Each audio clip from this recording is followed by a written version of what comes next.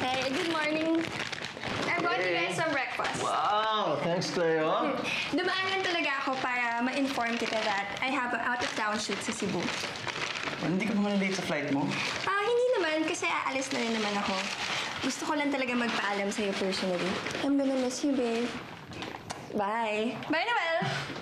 Bye.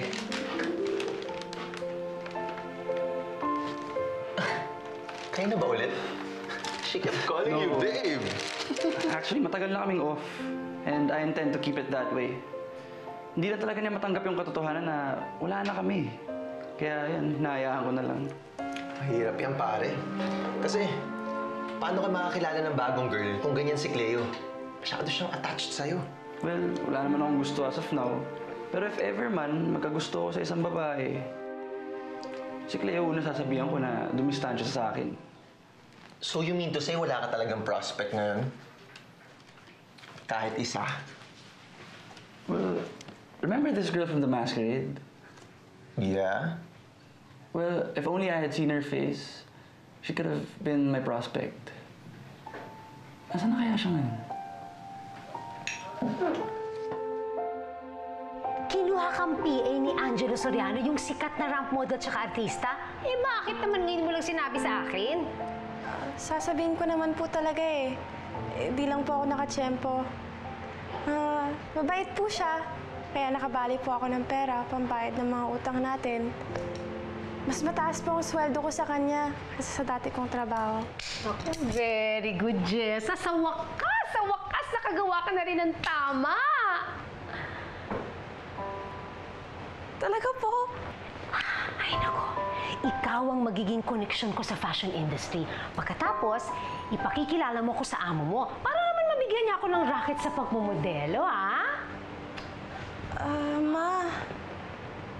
Di pa po ako nagtatagal sa trabaho. Parang nakahiya pong humingi ng pabor kay Sir Angelo. Siguro po pag nagtagal na po ako ng ilang buwan, ilalakad ko na po kayo sa kanya. No.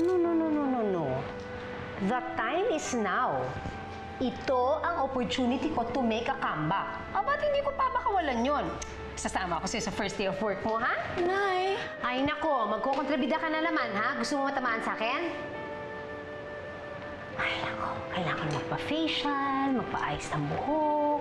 Nako, magpapa-makeup ako. The one and only ramp queen, Esmeralda.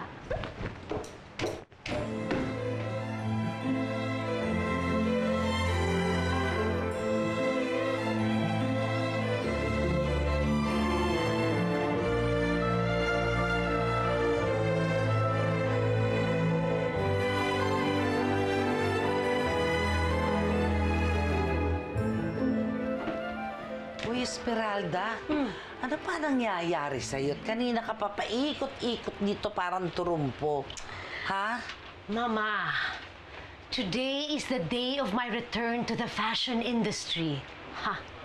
And I'm going to show them that I still have it, na isa pa rin akong primera klaseng modelo. Aba, Esmeralda, nagdidelirio ka ba? Ano ba yung pinagsasabi mo? Ma, totoo yung sinasabi ko.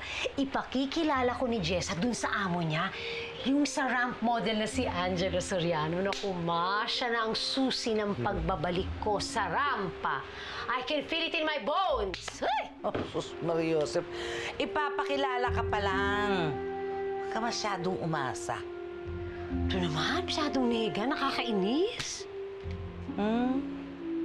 Di si Jessa pala ngayon ang dahilan ng saya mo. Diba? Aba, dapat lang, no, magkaroon na ng silbi ang pangit na yan sa buhay ko sa wakas. Aba, matagal naman ang may silbi sa'yo si Jessa. Kung hindi dahil sa kanya, hindi ka makakapasok sa modeling world.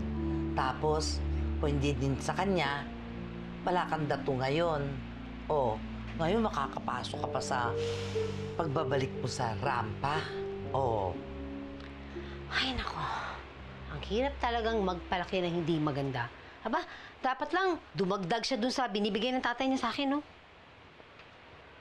Ay, nako, basta nakikita ko na. Magiging ramp queen na naman ako. Naku, kayang-kaya ko ito. Esmeralda.